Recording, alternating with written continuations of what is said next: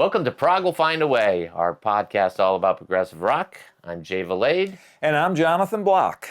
Today we're just going to catch up on some things that we've been doing and Freeforming. Old school. Talking prog. Freeform. Freestyle. This is Prog Freestyle. So it's a long, jazz odyssey. Right, there's an arc to it, and there'll be a middle section where if you're really into prog, you'll be okay, but everybody else will fall asleep. That's right. And then there'll be the classic swelling. Yes, to the crescendo at the end. The crescendo where we emerge. All right, so... You saw a good concert. I did. I saw John Anderson and the Band Geeks at the Ridgefield Playhouse a couple weeks ago, and they played two shows there. They opened the tour on a Friday night, and then they took a day off, and then they played on Sunday. So I went to the Sunday show. Which was the day after Record Store Day. Right. Yes. Yeah. It was, and it was an excellent And we saw show. some people at the Vinyl Street Cafe who went to the show. Who went to the show the night first before. Night, yeah. That was surprising. And I begged them not to tell me what they played because I wanted to be surprised. And were you surprised? I was. Yeah. What surprised you the most? What surprised you the most? I think I was surprised most from a selection standpoint that they didn't rely as much on the exact same songs that they had played the last two tours. Generally, I mean, there's the big epics are still there. You can't really depart too much from big epics because they take up a big chunk of the show. Right. But some of the smaller pieces that they played were they hadn't played before. Oh, okay. But did you get a roundabout and I've Seen All Good People? Of course we did. Okay. Yeah. So what were some of the cool things you got? I was going to run down the set list. Firebird Suite comes on, and the big swelling music, and I went with a friend of mine who is a John Anderson fan, not as much of a Yes fan. Oh, okay. And I don't think he had seen them, open with Firebird Suite before, so he's like, wow, this is quite the opening. And then they went into Close to the Edge. Okay, so how do you go from Firebird Suite that kind of has that crescendo, and then typically, right, they'll slam into Siberian Kutru Perpetual Change? I from what I can remember, because I'm like, what are they going to open with? They didn't go into the birds and the tinkling. So it got to the into the guitar. So gotcha. Which was very interesting, and it came off very well, except that Andy Graziano's guitar, when he switches over to the steel choral guitar or whatever, was not working. Oh. So it kind of threw a little wrench. So you don't get the sitari sound. It kind of threw there was no sound at all. That's worse. So then you could tell they were making it work, and it kind of threw the song off, but then they hit their stride. People hammering the Stonehenge pots to get them open. But they recovered. They recovered, but it was a little bit of a mess in the beginning. And it wasn't like a mess, but you could tell their timing then was off because the sounds weren't coming out. Yeah, they had to find their footing. All right. But so that was really good. And then John, for being 81 years old, almost 82, was phenomenal. His voice is just great, which every time I go to see him, because he did have that time period when he was recovering from being ill, and he would go out on his own, and his voice was kind of gravelly and not very strong. Right. But he played stuff suited to that. Just him and an acoustic guitar is kind of a little bit different. But here he was on. Was he still in that stage with the Ponte stuff, or had his voice recovered by that point? Sort of. I think it was even before that. Oh, when he was just doing the one-man show with his guitar and Have Guitar Will Travel kind of thing. So they did Close to the Edge, then they did Perpetual Change. They did Counties and Countries from the new True album, which is not that new anymore. They played And You and I, then they played a new song. Oh, what's it called? It's called Giving is Living, which was a little... Let me guess. Is this an acoustic bass song? No. Really? It was kind of like, what's the song from the first album? Like True Messenger-ish. Oh, okay. You know what I mean? Yeah, I like True Messenger. So it was high energy, but the lyric is giving is living and giving. It's not going to age well. Well, I don't know, because it was only the first time I heard it. The first time I heard True Messenger, I was like, I like the vibe, but I really don't know if I like the song. Yeah. And now I like the song because I've heard it more than once, right? Okay, yeah. So potentially that will happen with this one. Right. So per our Matt Beck interview that we did a couple weeks ago, new music is on its way, because if they're playing it in concert, that means that something is happening. Excellent. Counties and Countries is a song from the True it's album great that album. I love. Yeah. I think it's fantastic. No complaints there. And then they ended with Soon. The first half. Good. I like that. Right, and John's voice through Soon. You're always waiting. You're always waiting to see, is he going to hit those notes, and he did, and it was excellent. It was great. I think he toned some of it down a little bit, but it's still excellent. It was great. Excellent. Then they take a break, and they came out and they played Awaken, your favorite. Okay, my favorite Yes song ever. Yep. It's another episode we do have to do. We do have to do that. We've talked for years now about verses, that I love Awaken. It's not John's my it's meh on Awaken. there's things of it. And we were going to do it with Starless, but then as well. Crimson, we can still do it, even though the Elemental mix someday redeemed it for me. It's on our list. Okay. Then I've seen All Good People. So big long epic, and then a little rock and roll. A little sorbet for the palate. Then Once Upon a Dream. Okay, another epic. 20-minute epic, excellent. Then after that, which, when they play that in concert, I think it's fantastic. Okay. They do such a good job on that song, because it still is engaging, even though it's 20 minutes long, and everyone is not used to it necessarily. Right. There's still people in the audience who have never heard it. No, and have no desire to hear it. Right, and other than the of the song so far, we've got a 12-minute song with Counties and Countries, and then like a almost 20-minute song with Once Upon a Dream, which makes up, and the new song, which is probably like a 5-minute song, which make up a good chunk of the set, which I love. Over 30 minutes for sure. Then they did Wondrous Stories. Okay, now had they played that before? Not really. Okay. Well, they might have played it on their first tour, which I don't know if I did not see. Yep. But they did not play it on the most recent. Okay. And then they played. Then Andy Graziano, the guitar player, came out with an acoustic guitar on a stool and started playing Leaves of Green from the Ancient. He played the entire thing, and then John came out, or John was up there with him as he's doing a little soft shoe dance while he's just waiting around. Well, it's good they gave recognition to the and then they did Leaves of Green, which was great, right? Yep. Then John sang that. Then they ended the set with Starship Trooper, the big finale, and then Roundabout. Okay. So nothing. Was it a good show? Oh, it was awesome. So you were happy. Awesome. Okay, good. Yes. Yeah. They do the band Geeks do such a great job. Agreed. The thing is, aside from the new material, nothing past 1978. Right. No, Don't Kill the Whale. Well, yeah. Oh, not even anything. 77, I guess. Nothing from Tormata. No Owner of Lonely Heart. No Owner. Nothing from the Talk album. Nothing from Big Generator. Nothing from Magnification. I'd like to hear them do some Tormato stuff, but and I wouldn't mind if they did something from Magnification, because they never really. They're not going to pull from those, right? But why not? I don't know why. Well, because I mean, if they're doing these little moments of Leaves of Green and Soon and Wondrous Stories, I mean, they could do a something. shorter song from one of those albums. But wouldn't you rather just hear Gates of Delirium?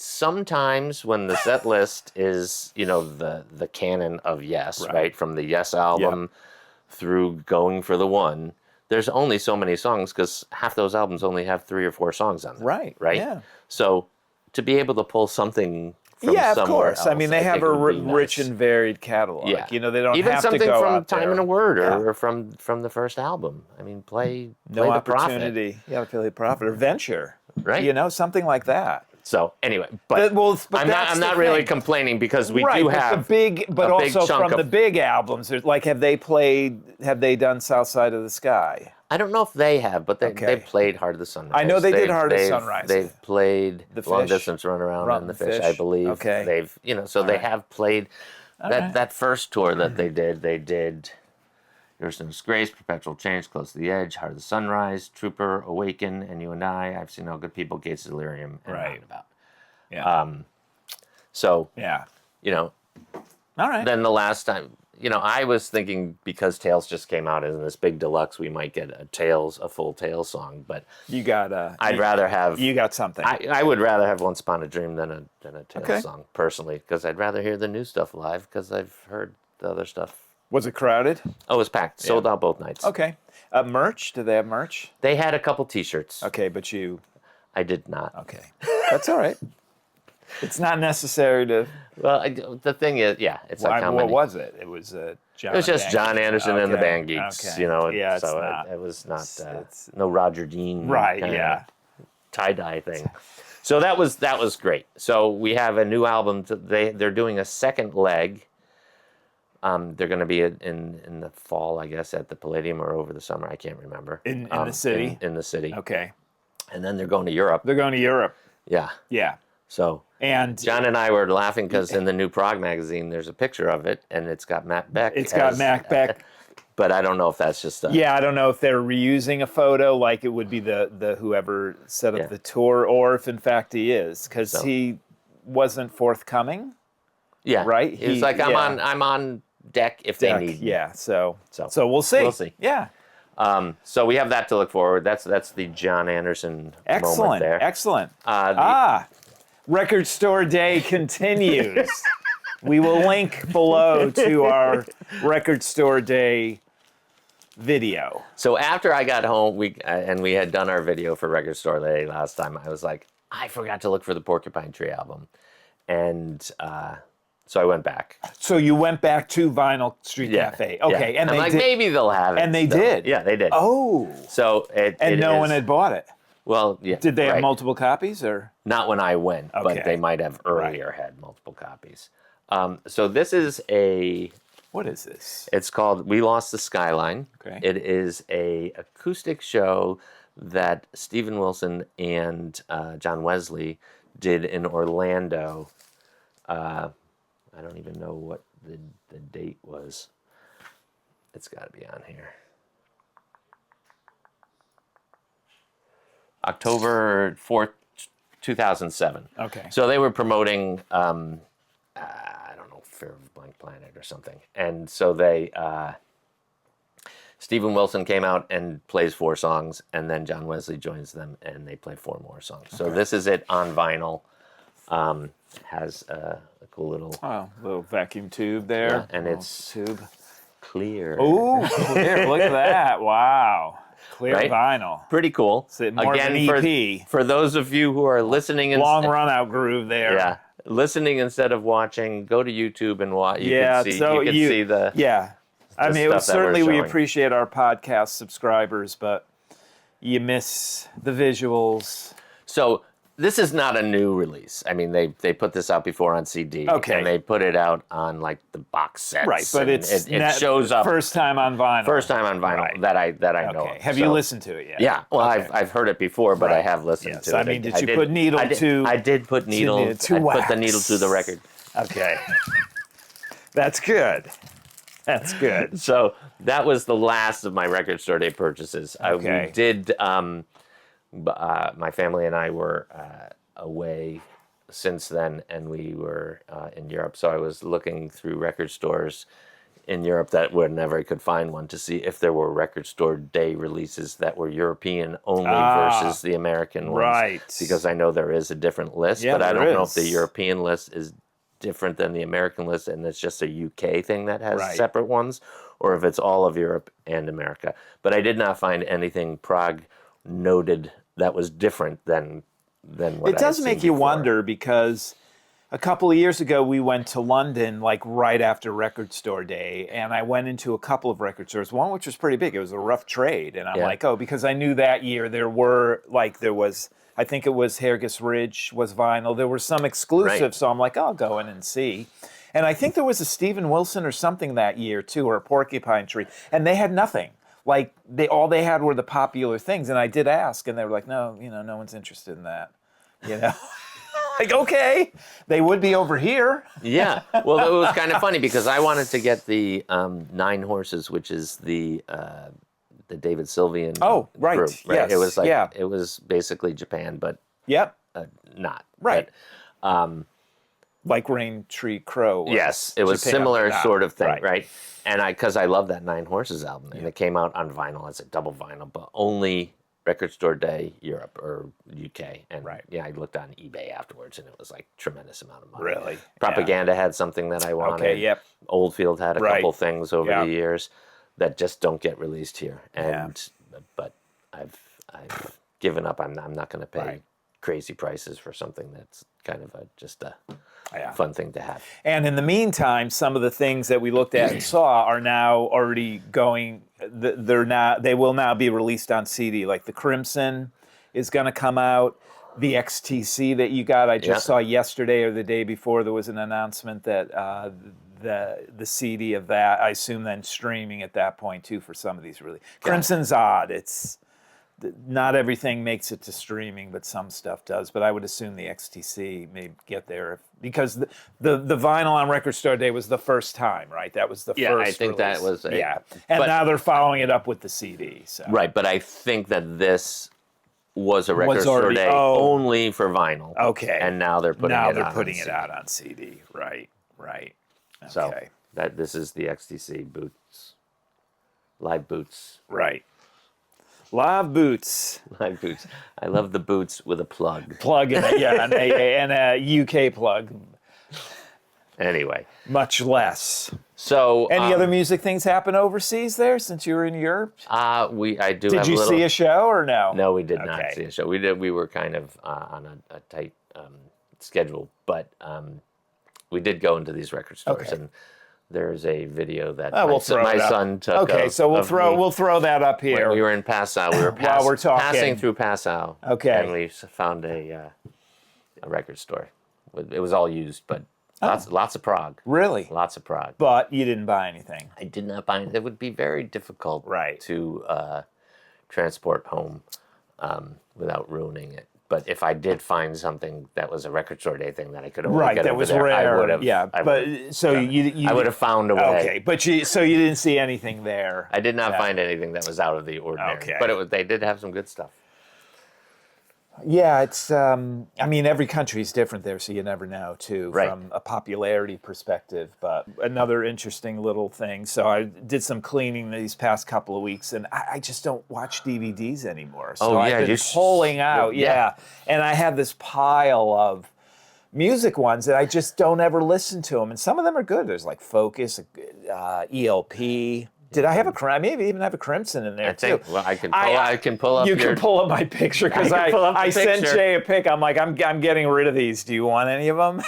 And I was away, and I'm like, he's like, I can't see the photo, and I'm like, I didn't know you were away. I thought you had already gone. You have two Grateful Dead, three Grateful Dead. Yeah. You have The Kids Are Alright from The Who. And I don't know why I'm giving that away. That's actually really good. Niacin, who's that's Billy Sheen, Dennis Chambers, and John Novak. They do a version of Red, believe it or not. Pink Floyd at Pompeii. That's the old one. That's the old the director's I don't want that. Yeah, okay. Oh, speaking of the old director's cut. On my flight over to Europe, I was watching the Pompeii restored. That's great. They had it on. So Prog was finding its way in 36,000 feet in the air. I also watched. They had a Bowie documentary. Oh, I've seen that really one. Good. Yeah, Wakeman's in it, and a whole bunch of people are in it. But it was really good. It was kind of taking you through his life, but almost working backwards from Black Star. Oh wow. Yeah. Huh.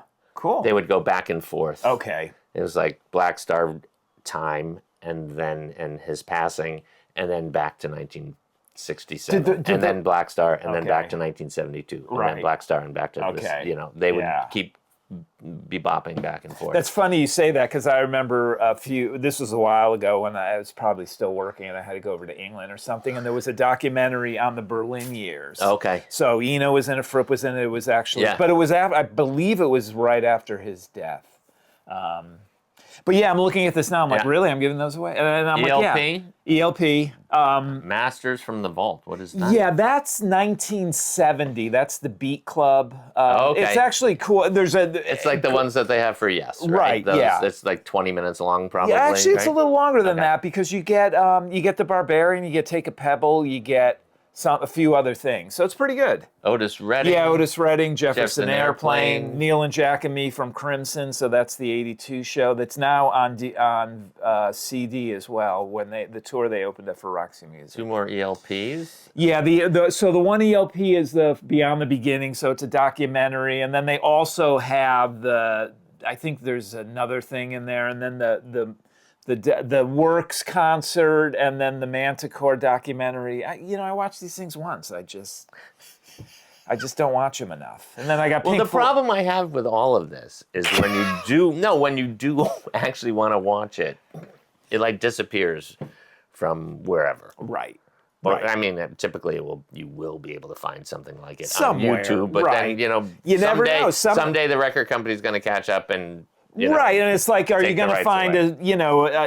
where else are you going to find a DVD full of Focus, and then like Deep Purple's Concerto for group and orchestra, but that's all it is. That's the problem I have with that DVD. It's just that it was a full concert. They played like 2 or 3 songs of their own, and then they did that, but that stuff's not on the DVD. And then what's the Dark Side of the Moon? And that's DVD? One of those, the classic album. Oh, so it's a documentary about the making of. But it's with the guys. The cool thing about that is you have Gilmour sitting at a mixing desk, playing with the faders, so you can hear different things within the tunes. Which is what I found very.